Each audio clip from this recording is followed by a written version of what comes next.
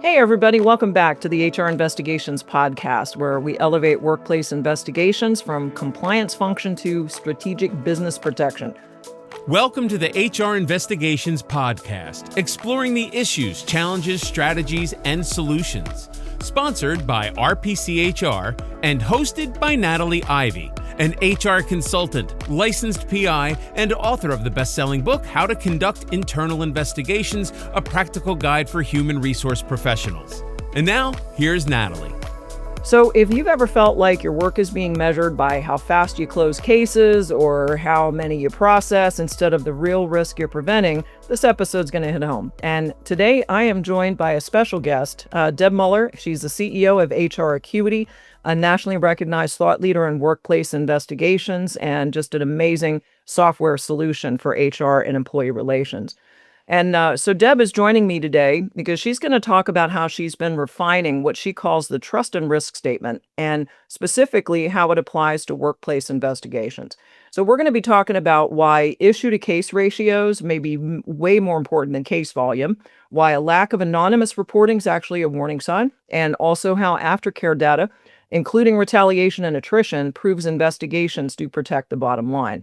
So if any of you have ever walked into the C-suite with data that, commands respect, or if you ever wanted to, hey, this episode is definitely going to be for you. So Deb, welcome to the show. And before we get into it, I'd love you to just share a little bio to just get acquainted with the audience a little bit. Yeah, thanks, Natalie. So happy to be here. So as you said, I'm Deb Muller. I'm the CEO of HR Acuity, but I'm also the founder. And I founded the company because I had spent years in HR and in employee relations, although back then we didn't really call it specifically employee relations. It was part of the job. And just recognize that there was a lack of consistency and process in how we were doing employee relations, obviously including workplace investigations. And the data that was associated with that, those processes and what we were learning was just sort of flying out the door. No one was looking at it. It wasn't aggregated anywhere. And I knew that it could be extremely powerful. So I'm all about the data. I love we're having this conversation. So thanks for inviting me. Absolutely. So let's get started and talk about the problem with Vanity Metrics. And for those people who know me, I've often called them BS metrics. But anyway, let's talk about that. So Deb, a lot of investigation teams are really measured on speed and volume. Why is it that those metrics are really misleading? Yeah, I think, well, first of all, I think they're just really easy to count and easy to report. It's something to put your hands around. But really, the problem is that neither one tells you anything about how you're managing risk. And in some cases, the speed metric can actually put you more at risk than not if you're trying to just do these quickly, like pay me now or pay me later. But speed, it looks like efficiency to leadership, but to the employee that you're dealing with, it can actually look like pretext, right? They don't care how fast, all they care about is how fast they close the case. We're not really thinking about, did we actually address the issue? What was the underlying root cause from an employee's perspective? Were they informed? Is anyone watching out for me? So there's so much underlying that just speed is the wrong thing to be looking at. Volume also has its own problems, right? High case volume can mean you're reporting the culture is actually healthy. Sometimes people say, well, we don't want more cases. I'm like, actually, you do. Silence isn't good. But it could also mean that your managers are generating complaints at a rate that should alarm you or in different parts of your organization. So low volume can mean everything's fine, or it could also mean that there's some psychological safety issues. So unless you're tying those to trends and you're looking at the data in different ways, you're slicing it, it really alone just doesn't tell you what's going on. Yeah. And so when we talk about things like organizational culture, what do you think kind of happens to culture when teams are really, and when I say teams, I'm talking about like employee relations or HR teams, when they're just really focused on, oh man, I got to get this case closed because I'm going to get dinged if I hit over 30 days. What happens? Yeah. Well, speed is sort of that one, it's sort of the initial response. So everything happens, the first contact should happen without just delay. But after that, if you're only focused on speed, you sort of lose the through line, you lose the person. This is an issue that was hard for them to come forward with. They want to see process with it. When teams are in a mode of sort of, let's get this closed and move on, it sends a signal that the process exists to protect the organization, really, and to get it done and to put it under the rug, not the employee. And when that perception takes hold, they're going to stop reporting. They're going to lose trust in the organization. They're not going to come forward again because they don't see it as you really try to help them do the best work. And that's where speed really genuinely becomes dangerous. Yeah. A case that closes quickly without resolution doesn't feel efficient to the person who raised it. You actually might miss key parts of the investigation. And later on, that's going to come back to bite you if you didn't interview certain people or you rushed through without looking and reviewing certain evidence. It's not good. Yeah, I agree. And I think that it also leads to turnover of really top talent. Absolutely. We have a new misconduct study that's coming out. So I won't, we'll follow HR Acuity for more. But year over year, we see that when people are involved in issues with investigations that are not handled properly and they leave afterwards, it is the majority reason of why they're leaving. It has something to do with how that was handled. Absolutely. And I personally have one because family member of mine just in the last 2 weeks did exactly that. Yep, Yeah. did exactly that because of how poorly it was handled. And Organizations don't spend enough time realizing is that employees do not expect perfection. They're okay when things go wrong at work. What they're not okay with is when it's not managed or the organization sort of doesn't take ownership or have a process around it. And the reality is when things go wrong and the organization does the right thing, that's when you build trust. That is when you build loyalty. We have the data to show that. But even in your own experiences, if you think about sort of the brands you love or who you're loyal to, it's not because everything was going swimmingly. It's because when something happened, they took care of you. I always sort of use my Nordstrom example. And I'm up here in Nordstrom. I'm a Nordstrom fan. Yes, I'm a Nordstrom fan. Indeed. Right. And it's not because like you can get the brands anywhere else, right? Right. It's how they treat you, particularly when things go wrong. Return policy. Right. Sure. I had a woman at Nordstrom working there. She's like, we'll take back an old tire. I don't return old tires, but if something doesn't work or go exactly as you expected, they're going to stand behind it and they're going to do the right thing. And that's when you say, all right, I'll shop there versus somebody else. I agree. I agree. So when we think about this topic and kind of looking at it through the lens of executives, what are executives actually kind of listening for? What are you kind of seeing? Yeah. They want it. Well, I mean, even I, as sort of a CEO of a company, when I had data put at me, like I have a lot on my plate. So tell me what that means. Like Right. if you just come and say, we had 37 cases this quarter, this year, whatever, I'd be like, and? And? Like, what do I do with that? Right? That's not helpful for me. So give me things that I can actually do something with, that we can have a conversational with, that really you become a strategic asset to them. So you're telling them things, you're predicting things that are happening, you're predicting what could happen. If you think about other organizations that do that, other parts of our organization, finance, right? They look at trends to really predict what's going on. And we just haven't been good at that lately. And so we need to really help them want to hear what we're going to say and bring them data that actually makes a difference. We have a client that shared a while back that just when they first started using HR Acuity, and look, you can use anything, obviously we think HR Acuity is the best tool, but they saw that they had higher issue volumes in data loss areas. And this was a technology organization, a lot of confidential information going data loss in different areas. It was coming out, but thematically they were all about data loss. That was a real indicator that they were able to bring to their leadership and talk about the risks associated with that and say, look, we don't want to raise alarms. We want to help be predictive here. We have a problem that if we don't get ahead of it. And let me tell you, they hired new security engineers. They revamped their onboarding process. That was data that they could use because it was specific about a certain part of the organization and the impact that could cause. Yeah, absolutely. And a lot of the clients that we have that are in more of the kind of small industrial space, they're in oil and gas or they're in construction, small manufacturing. One of the things that I've seen show up is when they're seeing regulatory compliance problems. Manager interferes in somebody's FMLA. They completely shut down an ADA conversation. Like an employee talks about the need for a special schedule or whatever, and the manager is like, no, no, no. See, I can't give you that schedule because, well, it's not fair to the rest of the team. And, they just completely miss the mark.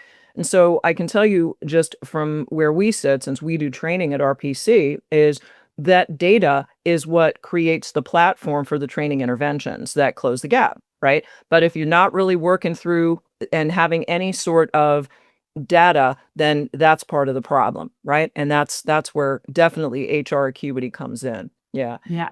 So And let's what's so talk. interesting? Oh, Yeah, go sorry. ahead. No, go ahead. Listen, we're not going to get through all these questions now. I know we're not gonna get You through know, all of them, but when Natalie and I get together, this is, what happens. we're talking But about.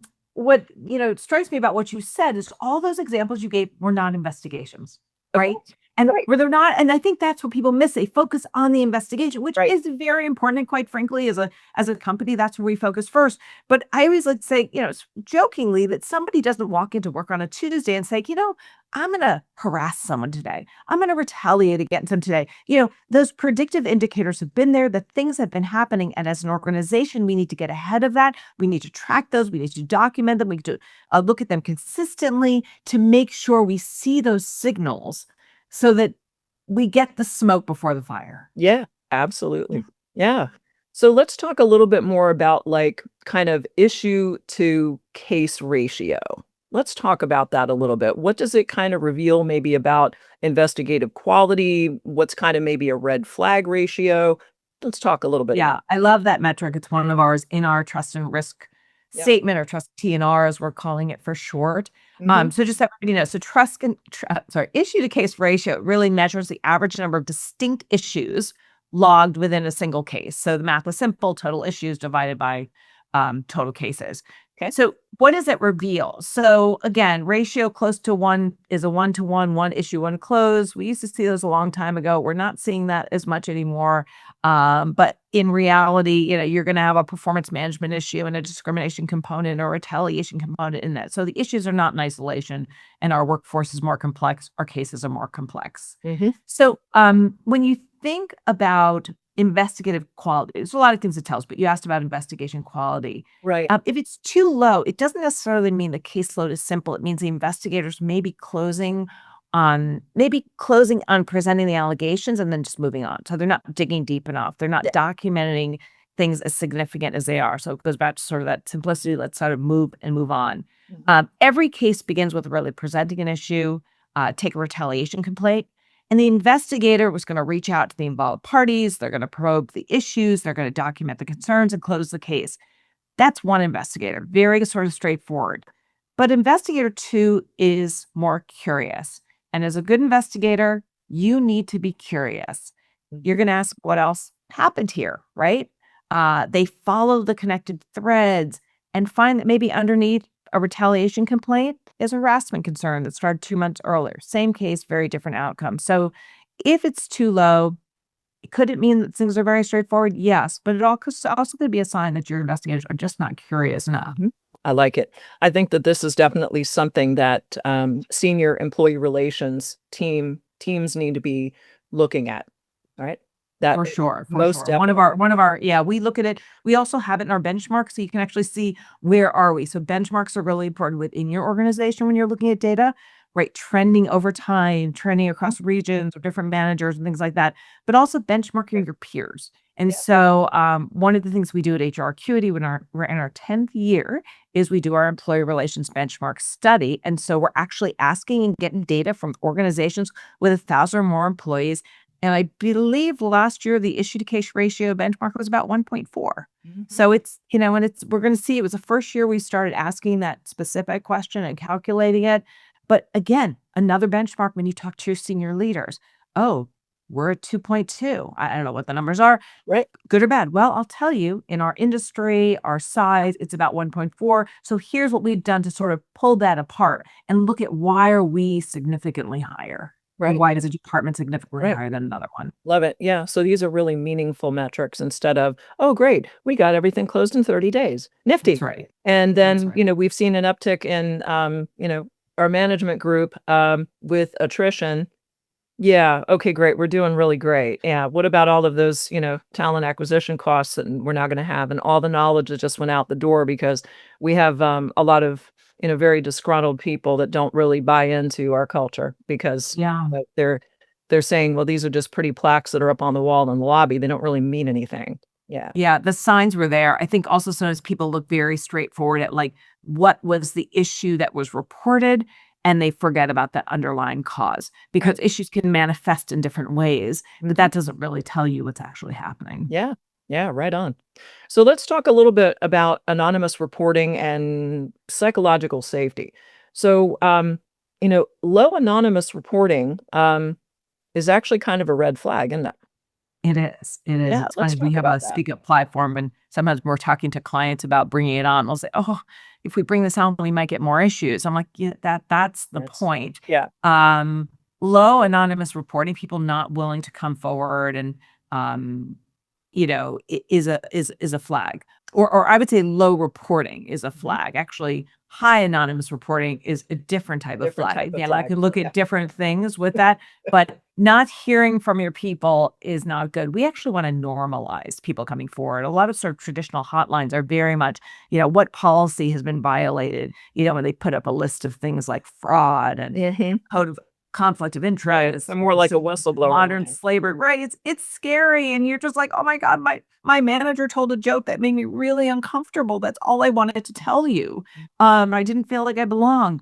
And so we really turned that on its head and made it more about tell us what happened. Like we want to normalize people coming forward. We want to catch those red flags because if that one person had an issue with that manager and then somebody else reported something similar or in a different region, there's a lot of managers that tells the story. That's where you get those indicators that smoke before, Natalie, you get called because of that investigation. So we Right. want to normalize people coming forward. And that by default will mean you're going to get more reporting.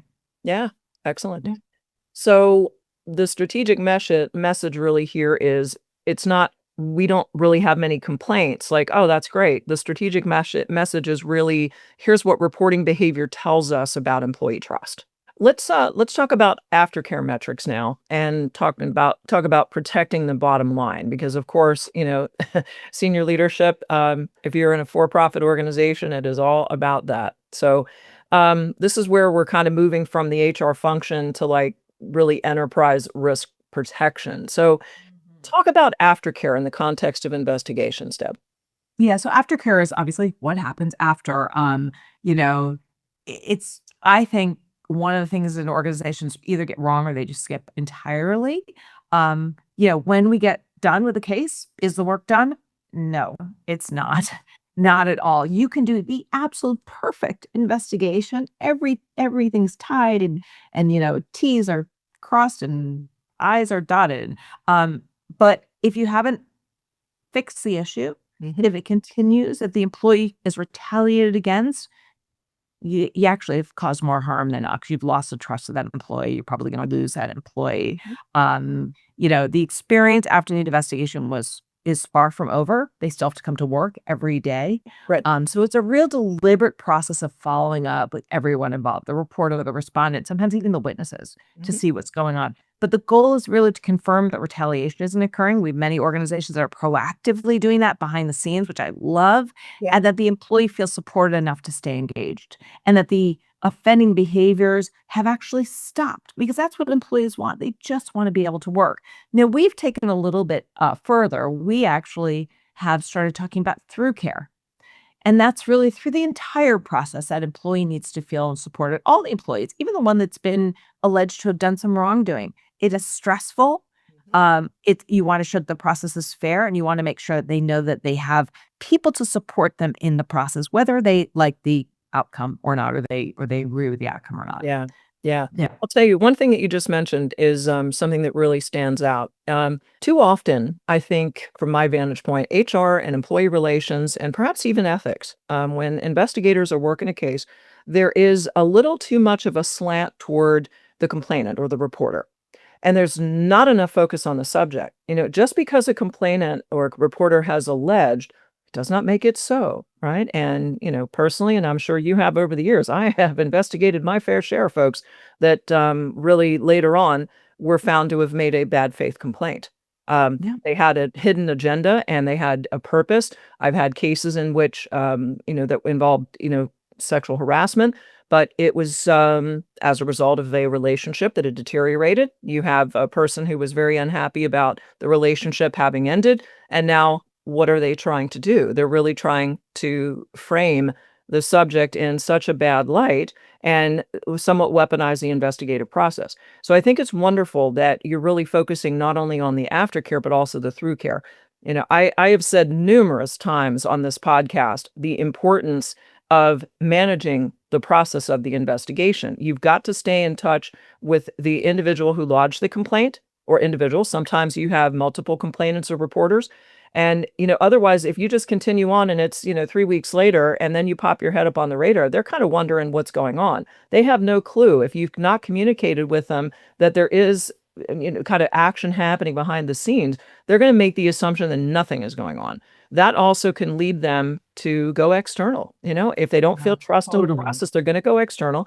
But the other thing is also, and personally, there's a dear friend of mine, her husband he was a pharmaceutical executive. And it was a performance issue with an employee. He wasn't meeting his numbers, Deb. At the end of the day, he's in sales. The numbers are the numbers. And Brian was about to place him on an action plan. The guy knew it was coming. And what did he do? He completely made up fraudulent allegations against my girlfriend's husband. But, the way that it was handled, he was so disgruntled and so, if you will, disheartened at how poorly the investigation was handled. He had been with the organization 17 years and he resigned, right? So, like what you just said is, and I'm really wanting my audience to listen to this because, we get a little too hung up on the complainant, ooh, it must be true. Yes, there are a lot of cases that absolutely the intention is true. The facts are what they are. And then, okay, the allegations we later substantiate. But there are a lot of cases out there where we are not going to substantiate. And we are also going to find out that people have falsely misrepresented the details in their complaints. So let's be kind also to the other party that is involved here, who is the subject, right? I couldn't agree more. I mean, people are human and they have lives and they have families. And Right. and that example you gave, someone made an allegation in bad faith. Sometimes people make allegations and it's in good faith, Right. but the organization determines a person's not going to be terminated. Maybe they just did something wrong and they're learning and then they can learn from it and they go back into the workplace. So it's about how we show them up. We have a great stat, which I love from our misconduct study, and I just saw the new one, and it's actually even the numbers even get greater. But we asked about the likeliness to recommend your company as a place to work. And we also asked about the likeliness to come to HR. So it's all about like getting people to feel comfortable. Right. And the numbers are not that different. But for all employees, the likeliness of the NPS was about 31%. If an employee had not been exposed to any type of harassment or misconduct, it would up to like 41%. If they had reported an issue, the issue was investigated and it was resolved, and we did not ask it, it was resolved favorably, unfavorably, their NPS or their willingness to recommend their company as a place to work went up to 56%. Staggering. That is statistically extremely significant. Yes. And as I said, our current numbers even go up more. So again, it's about how do you, your friend's husband, like there's a process. It's fair, and we're treating everybody with dignity and respect. Actually, one of the things from an aftercare perspective that we have in our system, again, you could do this if you're a smaller organization without a system, is at the end of an investigation, sending a quick survey, asking the complainant, asking the subject. In some cases, it may not be appropriate to do that, depending on the outcome. Was your issue handled in a timely manner? Not a speedy manner, a timely manner. Did someone get back to you? Were you treated with dignity and respect? That's it. Dignity and respect. And how likely are you to recommend that a peer or colleague go to HR with a similar issue? Those are metrics we can talk about. It's quantitative. And it's, are we doing the job the way that we're supposed to be doing it? Yeah, I wholeheartedly agree. Yeah, absolutely. When we think about retaliation, I talk about it a lot on this podcast because retaliation has really become kind of front and center at the EEOC. I mean, that is now, I want to say something like 57% of the intake of the EEOC is retaliation. And one of our fundamental responsibilities in whether you're in HR or you're in ER, and when you're dealing with a case that's an EEO case, you have to bring a halt to the behavior and you have to apply an appropriate remedy, Right. As you said, Deb, sometimes people have an error in judgment and the organization, it's not baked into the statute that says you must terminate the subject in every single instance. No, but you need to certainly follow policy, past practice, and you need to take a look at the egregiousness of conduct. I mean, there are a lot of things that weigh in there. Okay, but what then? What happens after the fact? Fine, you handle a case, you bring it to a close, but then afterwards, what are those follow-up steps to ensure that we're not retaliating? You mentioned, touching base with the reporter or the complainant. But you also have to touch base with a subject. Sometimes, you know how it is with some organizations. The gossip will run like wildfire. People will Absolutely. continue to repeat things that are completely untrue, and you may very well have a subject who is now being retaliated against. Retaliation is a funny thing. I always talk about how, it's very hard for people to come forward when they have an issue. It's scary. They have to make a Mhm. decision. Do they bring it forward or not? And then at the end of the investigation or during the investigation, we talk about our non-retaliation policy that we all have. And we say, hey, if something else bad happens to you, if you're being retaliated against, come tell us about it again. So it's like the onus is all on the employee to come forward, which is why I like predictive things where we can sort of figure out where something's missing first. But Right. again, here we're putting the onus. Let's let another bad thing happen to you, but then tell us and we'll help you out again. So what we're seeing, which we really love, and I think it goes on both sides, whoever is involved in the case, are organizations being much more proactive about this. They are doing retaliation monitoring. They're Mhm. flagging, and a system makes this clearly easier. They're flagging people who've been involved in cases. They're looking at their performance reviews. They're looking at their Exactly. compensation decisions to see if something's happened. And that employee doesn't even know. But wouldn't it be great if we don't put the onus on the employee to say, I'm being retaliated against, versus saying, ooh, it looks like something could be happening here. We're looking at the data. That goes back to that data thing again. Yeah. And let's dig in and stop it. And maybe the employee never even realizes this is going on. That is how you make sure your employees are set up for success and to do their best jobs at work. Yeah. Fantastic. Yeah. Love it. Love it. So now let's kind of wrap up our episode today and let's talk about the trust and risk statement. Can you explain what it is? Yeah, I'll try to be brief because we could do a whole episode about it. Maybe we will, but so I like to. It is like I think I mentioned before. It's like the P&L, right? Can you imagine, Natalie, if you were a finance executive and you moved to a new company and you went up to your new boss or whatever, and you said, "Hey, excuse me, but how do you guys like measure financial health of this place? Like, what do you use? Do you have a report or anything?" Yeah. I mean, that would be absolutely ridiculous, right? Of course, you wouldn't do that. It's ubiquitous. Everybody knows it's a P&L, and they're a little different everywhere you go, or a Yeah. balance sheet or a cash report. And so employee relations does not have that. We've been talking about it for years, and it doesn't have it. Marketing has their thing, sales has their thing. It's not because we're not a good function. It's we're actually a new function, right? If you think about employee relations, it's really in the past couple of decades really sort Right. of evolved from above. So now's the time, and that's why we decided to think about this like the P&L. How do we measure the health of our employees? And we really believe it's through two vectors: trust and risk. And that's how we do it. So we have put together a trust and risk statement. It's categorized into three buckets: operational efficiency, sort of how are you doing at managing operations within your ER function.